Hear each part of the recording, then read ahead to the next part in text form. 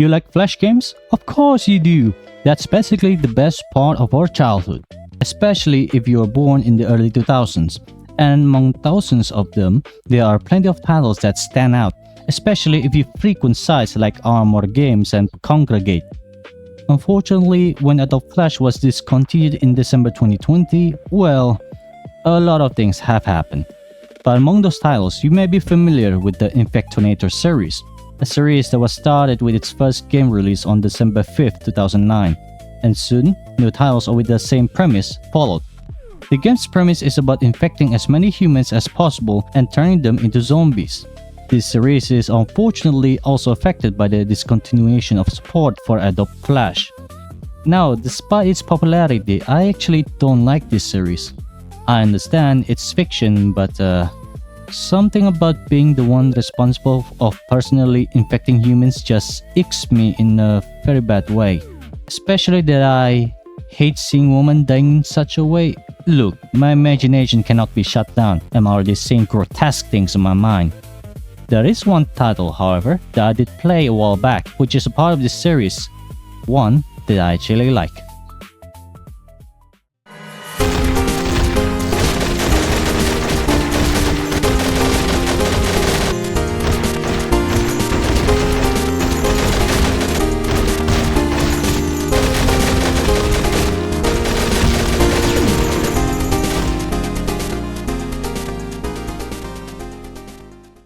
It was a bit tough to find its development timeline, but Infectonator Survivors was a Flash game that was released first in 2013 as a browser game in alpha state, which would continue to develop within 4 years, with Steam Early Access released on 14th of April 2014 for extra funding into the game, and was finally officially released on 8th of August 2016. And yes, at the time of editing, it has received mixed feedback. Might be justified, but we'll see later in the video. This game was developed by Toge Productions, which is both an indie developer and a publishing company that is stationed in Tangerang, Banten, Indonesia. Yes, this is the same company that put its foot in browser-based games first before expanding into full-fledged game applications. And as you can see from their Steam page, they have quite a rapport on the games they have created and published. There doesn't seem to be much activity on their official website, but I suppose they have their hands full as it is. As it says on their Steam page, the game is a mix of RTS, tower defense, roguelike, and management, with permadeath being an essential part of the game. An interesting format for this game. Now, let us start. The game is meant to be played with replayability in mind, because there are heroes and extra provisions that can be bought every time you start a new game. The problem is, it needs tickets. These tickets can only be obtained every time you finish the game. In a way, you are striving to get those incentives to make the game even more interesting. These provisions allow you to make the game harder for you, or simply see how convenient it will be if you had these provisions. Now, I like to begin by saying that there isn't much in the way of a story. It's a randomly generated survival simulator after all.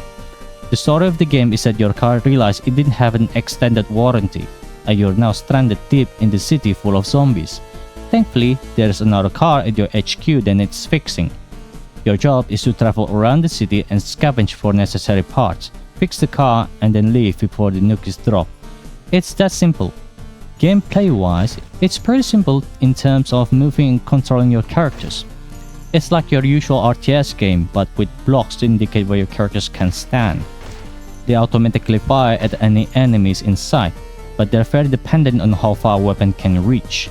Your characters can also move to another spot on their own if a spot overlaps with an ally. Pretty simple. There's a problem: micromanaging positions. They can't do shit if they run out of ammo, and falling back is not a part of their vocabulary, especially if you're in a populated area. You gotta have to move your heroes, even if you are in a very good defensive position, because the zombies can overwhelm and kill you just as quickly. Your characters can also be equipped with gears to further their life expectancy on their field. Armor vests, AP rounds, first aid kits, weapon sights, and a few more. I'm a fan of vests and first aid kits since I'm a fan of life and safety, but I'm sure I can mix up my gameplay much later in the field. There are 3 types of combat on the field during exploration: Scout, a wave defense scenario in order to determine an area's hazard and loot level; Explore, exploring an area to the fullest while scavenging and clearing out zombies. And finally, ambush, a randomized chance of a wave defense scenario where you are attacked from both sides. Pretty simple, although I must say that the last part is an inconvenience, if nothing else, an annoying chore to waste my time.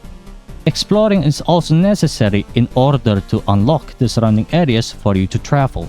And for someone like me, who often likes to clear out zombies for ease of travel, it's fun to a point, but it makes traveling safely more rewarding. Now, scavenging is actually optional during exploration, but I would recommend you do so because that's the only way you get ammo, next to killing zombies. Although, I think it's a bit funny that the ammo comes in the form of coins during scavenging, but there's a reason for that, and I'll tell you soon. This is all the ammo you have for your characters. Reloading your guns costs ammo. The better the gun, the more expensive it gets. I thought it's strange at first that the cost of the reload doesn't match the ammo capacity of a gun, but I figure it's because it has different damage and caliber. Until I got my hands on a saw, and I must say no, that doesn't make sense. Maybe it's just me, but as far as I'm concerned, the ammo cost is fair enough for the gameplay. There are merchants in the campaign. Sometimes they have quests, but they'll sell you items in exchange for your ammo. In 2010, a game called Metro 2033 was released, and it has an interesting currency system where you have to use military-grade ammo to buy and sell items. However, that game has a distinction. Metro uses two different bullets. Dirty bullets, which are mainly used for combat, and military-grade bullets, which many stalkers and Metro denizens refuse to use unless as a last resort. This game doesn't differentiate that. In fact, on my first gameplay run, I thought the ammo was just money, so I didn't really think much about it. That was until I spent more than 1k ammo on another weapon, then I ran out of ammo. God, that's embarrassing. Quests in this game involving finding car parts, sometimes rescuing survivors. There are also areas with red exclamation marks, which I haven't gotten yet, and question marks. At one time, I accidentally fought a boss and succeeded, so be careful if you're visiting places with a red question mark on them. Another thing, while you're out on an expedition, you sometimes encounter a random event whenever you visit an area. These random events are few in terms of variation, but most of the time they're harmless. Very few, meaning only 2 of them specifically, have a chance to kill your character. The dreaded abandoned car and building. What's worse, it's RNG based.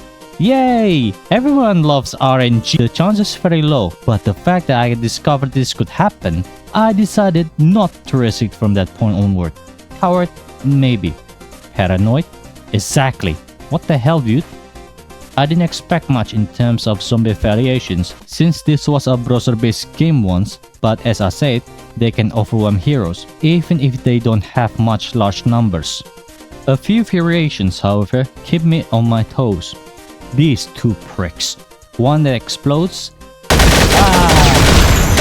Another who paralyzed my heroes with his metal rock jeans. What the shit? Oh my god. You prick! What the hell is that? There are also human enemies, outlaws. They're not exactly troublesome to deal with, but they have guns, and they take more priority. There are some characters here who serve as both heroes and direct reference to our internet culture. There's PewDiePie. I don't know why he looks like that. Am I missing a reference? Julie Lollipop lookalike, and even the whole cast of Left 4 Dead. Boy, ain't that fun. Each characters here have their own unique quips when on the field, but few have their own quips when they're rescued. Yes, Francis, I hate being alone too. Now, management. During free time at HQ, you have options to assign your heroes as cooks, farmers, or engineers.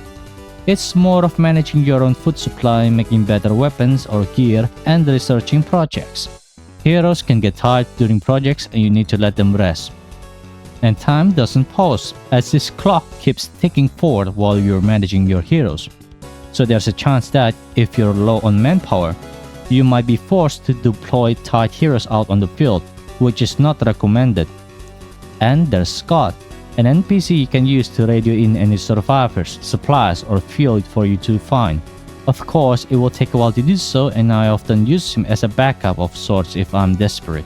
Whether you succeed or not in escaping the city, your points will be counted and totaled, and you will be potentially obtain tickets in return. Survival is also another viable method to get those tickets, but my experience playing that, I got folded just as quickly. For a small simple game, it's pretty fun if it remained as a browser game, but for 2016 standards, it does get old fast. Not only does the gameplay feel very repetitive, but the maps in the campaign feel the same as well, despite being randomly generated maps. Small variations in enemies, characters, events, and quests also contributed to the cons, but that is fully expected from a former Flash game. I never thought I'll also point this out, but the gunshots used here are very loud for a Flash game. It even startled me. Jesus Christ, I got jumpscared by my own gunshots. And finally, music. I'm actually surprised to find that this game has more than 20 soundtracks, but the combat music, except for a few, all sound too similar that I even got tired of hearing them on repeat. Especially when the retro tones used are the same tones.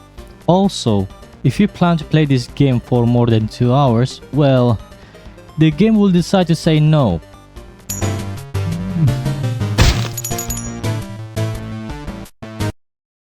No! Shit! Oh, god damn it. Well, I guess that's my calling. And I'm not sure if this game is worth 90,000 rupiahs or $5 roughly, but they ain't cheap for me. So, in a way, I understand why the game received mixed feedback. I don't recommend this as a full-fledged 2016 game, but I do recommend it if you seek a little arcade or browser game nostalgia experience. I will ask that you try out other games Toge made. I'm sure they will appreciate what you think of their game. And that is the end of this video. I will try something else for the next video. It may take me a while to do so, but please stay tuned. If I said anything wrong or inaccurate, then my apologies. As per usual, sampai jumpa semuanya. Have a nice pleasant day, wherever you are.